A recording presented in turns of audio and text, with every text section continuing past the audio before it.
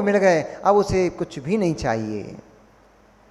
अरे मित्र, ये इंद्रिय भोग क्षणिक होते हैं, अधिक समय के नहीं होते हैं। काल बीतते ही ये पाप कर्म के उदय से इंद्रिय भोग विलीन हो जाते हैं क्षण मात्र में। इंद्रियां पाप कर्म के वजह से शिथिल हो जाती हैं और फिर कुछ भी हाथ में कुछ भी नहीं रहता है। इसलिए जब सामग्री मिली उसका सदुपयोग कर लेना चाहिए। रत्न श्रवाना तो वैसे सदुपयोग किया, क्योंकि धर्मात्मा जीव था, सरल हृदय जीव था, जिनेंद्र भगवान का भक्त था। इसलिए उस संपत्ति को पा करके उस संपत्ति से उसने कई जिन मंदिरों का निर्माण किया, कई तीर्थ क्षेत्रों का निर्माण किया, कई कई स्थानों पर उसने बहुत सुंदर सुंदर सारे लोगों के लिए अथवा सारे त्रियंच आदि के लिए जल की व्यवस्था हो जाए, उपलब्ध हो जाए, बहुत सारे नगर में बावड़ियाँ आदि बनवाई और बहुत अच्छे से धर्म का पालन करते हुए उसने अपना राज्य संचालन किया। और उस कैकसी साथ मन चाहे भोगों को भोगते भोगते बहुत समय जब बीत गया, तब एक दिन अचानक से क्या हुआ? एक दिन अचानक से कैकसी अपने शयनगार में सो रही थी। रात्रि का अंतिम पहर था। राजा अपने महल में शयन कक्ष में शयनगार में शयन कर रहा था। उधर कैकसी भी अपनी शैया पर, वह शैया कैसी? पुष्पों के द्वारा निर्मित शैया थी, जिस पर नाना प्रकार के पुष्पों के ही झालरें लटक रही थीं और वह चंदन के छींटों से सुगंधित की गई थी। सारा कक्ष मंद मंद जलती हुई उन मशालों से, पहले मशाल चलती थी और मोमबत्ती टॉर्च वॉर्च ये सब अभी के कार्यक्रम हैं, मंद मंद जलती हुई मशालों से कुछ अंधकार में था और कुछ प्रकाश में था। ऐसे उस कक्ष में शयन करती हुई रात्रि के अंतिम पहर में उस कैकसी ने स्वप्न देखा।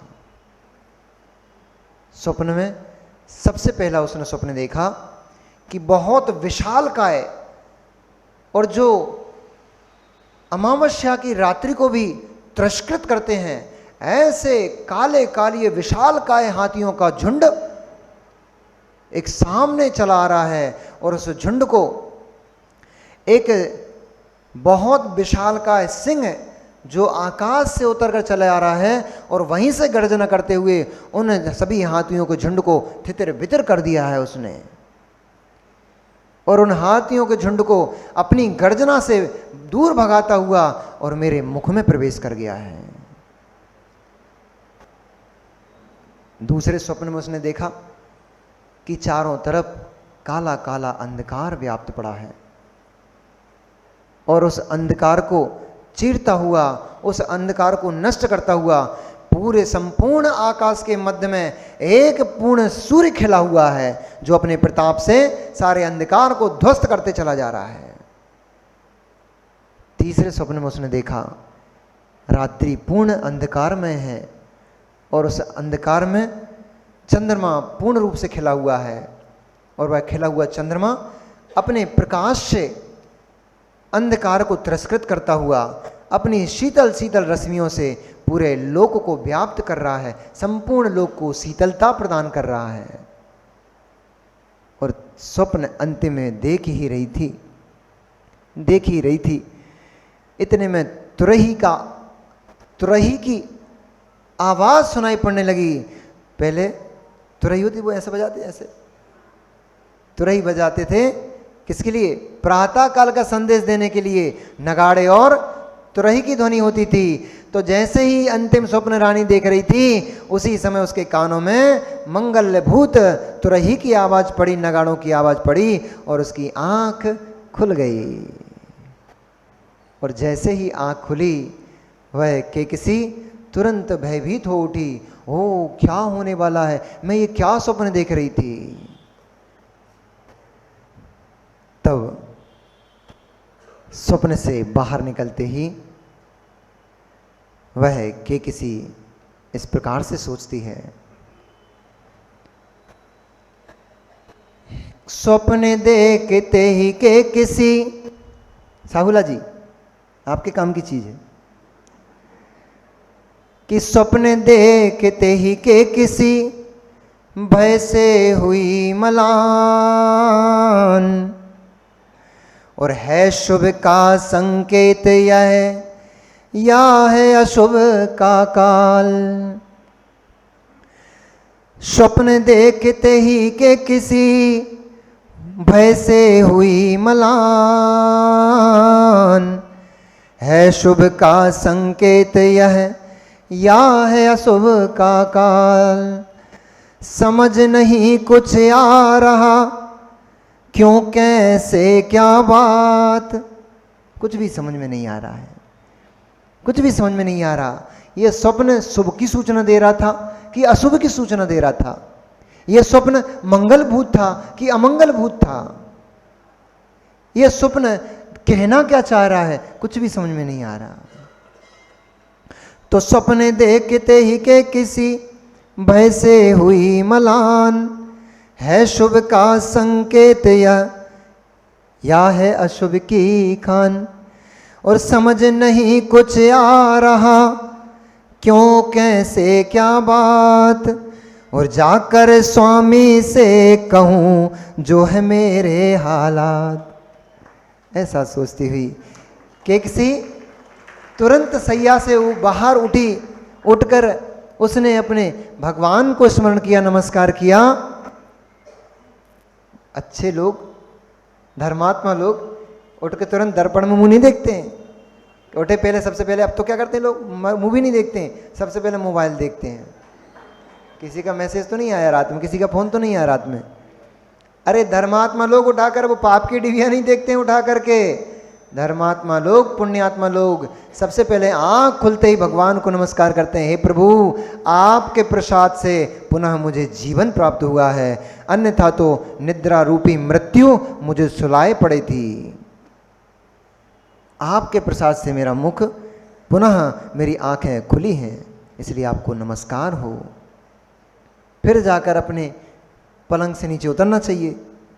ऐसे ही किसी ने क्या किया, जैसे ही स्वप्न भंग हुआ और चिंतन में डूब गई, क्या था, क्यों था, इसका फल क्या है, क्या होने वाला है, ऐसा जानते ही उसके किसी ने भगवान को त्रिआवर्त पूर्वक, त्रिभक्ति पूर्वक नमस्कार किया, और नमस्कार करके वह अपनी शैया से नीचे उतरी, उतर के अपने दैनिक क्रियाओं को पूर्ण किया, और दैनिक क्रियाओं को पूर्ण करके अपने आप को सुसज्जित करते हुए तुरंत सबसे पहले काम राजा के पास पहुंची और कहा, हे स्वामिन, हे युग श्रेष्ठ, आप क्या बोलते, पतिदेव, ए पप्पू के पापा,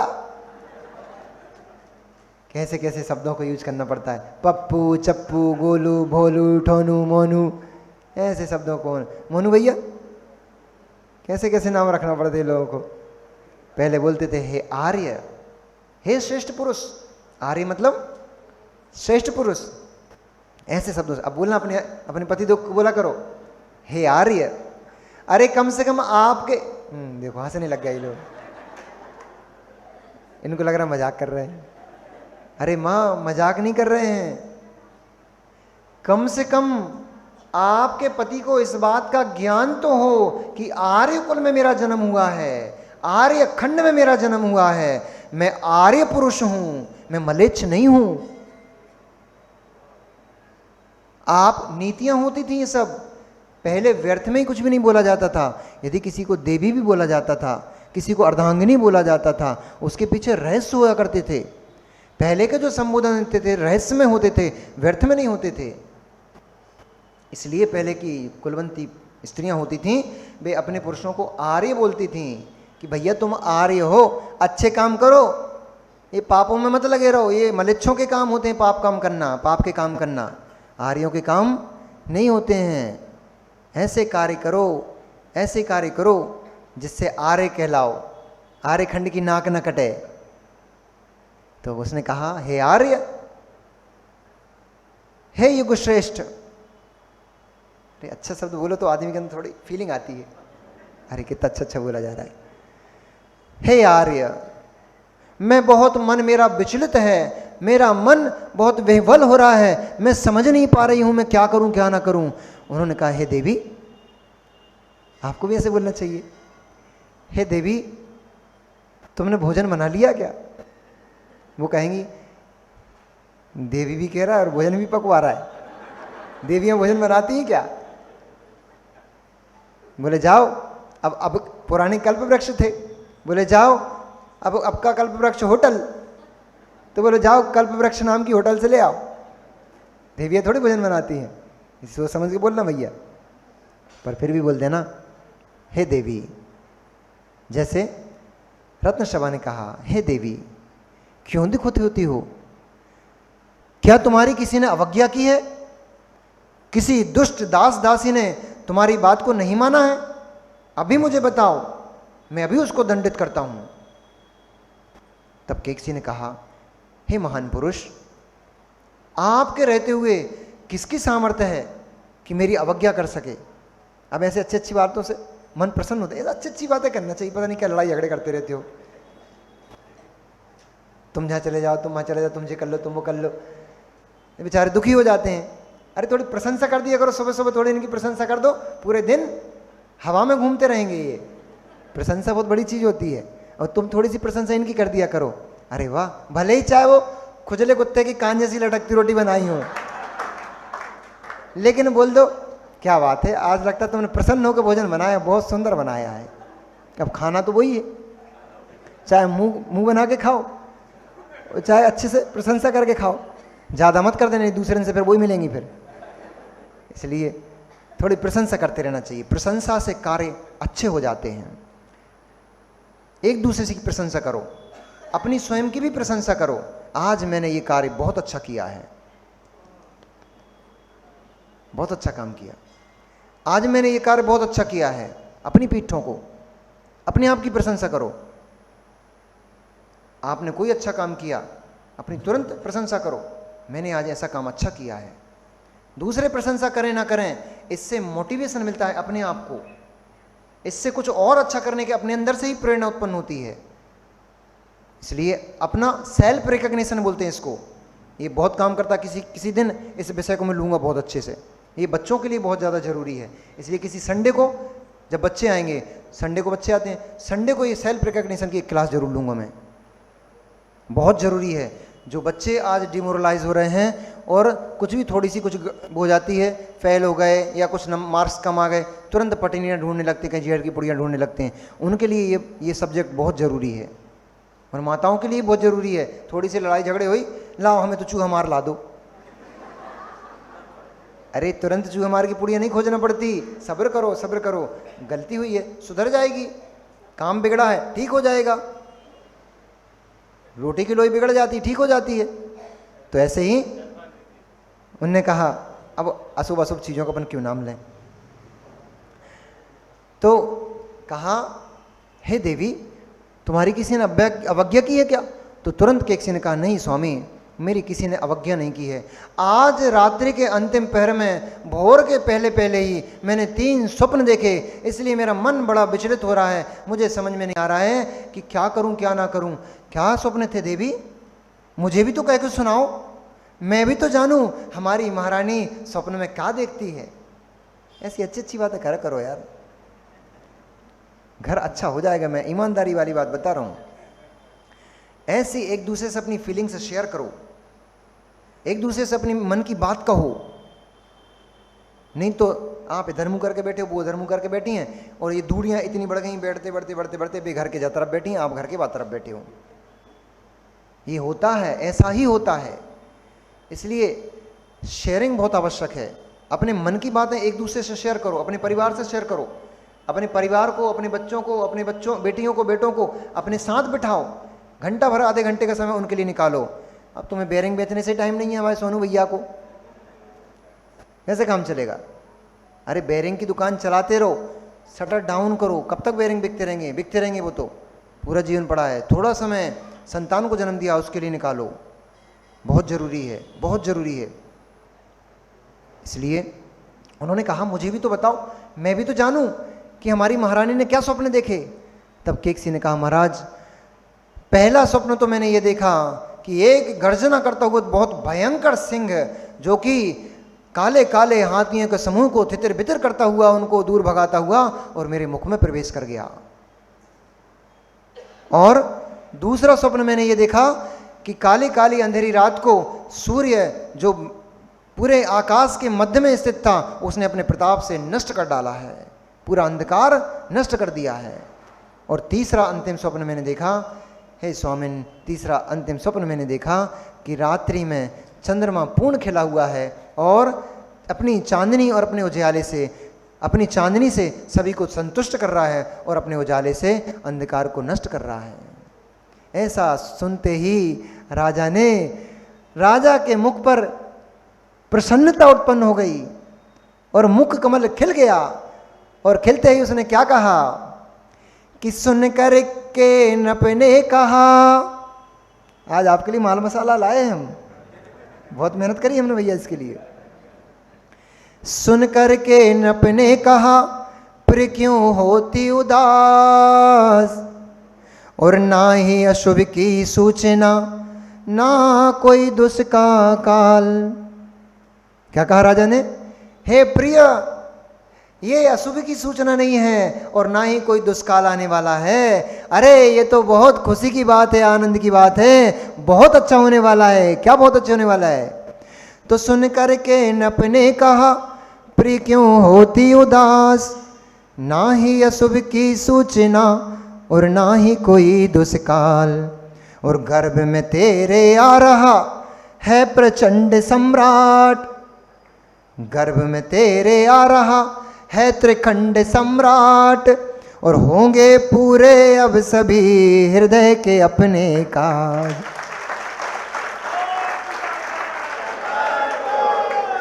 कोई अशुभ की सूचना नहीं है, कोई दुष्काल नहीं है। अरे खुशी की बात है, बहुत प्रसन्नता की बात है, तुम्हारे घर में त्रिखंड सम्राट आने वाला है। तुम्हें 3 पुत्रों की उत्पत्ति होगी और तीनों पुत्र ऐसे महान पराक्रमी सूरवीर होंगे जिनको देख करके उनके तेज को देख पाना ही सामान्य मनुष्य की आंखों के बस की बात नहीं होगी। ऐसे तेजवंत होंगे, शत्रु उनके नाम से ही कंपित हो जाएंगे। यहां तक कि उनका यदि वे क्रोध से उन्होंने अपनी भ्रुकुटियां उठा ली, इतने में तो शत्रु अपने प्राणों का हरण कर देगा। विशाल साम्राज्य के शासक होंगे, विशाल लक्ष्मी के धारी होंगे, और विशाल विशाल ऐसी विद्याएं कभी किसी ने सिद्ध नहीं की होंगी। ऐसी विद्याओं के भी तीनों के तीनों तुम्हारे पुत्र स्वामी होंगे। इसे पूरे भूमंडल से पाप का जड़ मूल नाश कर देंगे। इससे पूरे भूमंडल में तुम्हारे पुत्र सबको शांति और सुख की अनुभूति कराएंगे। बहुत विशाल प्रजा के पालक होंगे, त्रिखंड के अधिपति होंगे तो प्रजा के पालक तो होंगे।